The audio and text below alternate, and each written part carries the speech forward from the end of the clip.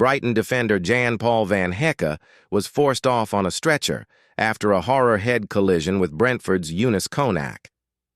Brighton and Hove Albion defender Jan-Paul van Hecke was stretchered off in the late stages of Saturday's Premier League match against Brentford after a nasty clash of heads with Younes Konak.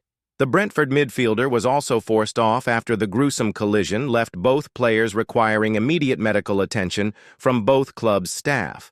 There were more than 20 minutes of stoppage time at the end of Brentford's 4-2 victory against Brighton after multiple stoppages. But the longest delay came when there were just 45 seconds of the match remaining after Van Hecke and Konak collided.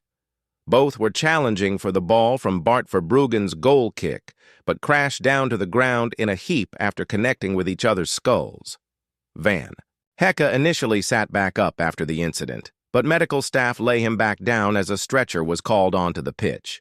Konak was up and walking while the Dutchman was receiving treatment but came off as a sixth concussion substitute, making way for Gustavo Nunes. Brentford and Brighton fans inside the G-Tech Community Stadium applauded in unison as Van Hecke was eventually carried down the tunnel. Aaron Cashin entered the pitch to replace him, but the final whistle blew shortly after, marking a worrying conclusion to an entertaining affair. We'll be bringing you the very latest updates, pictures, and video on this breaking news story.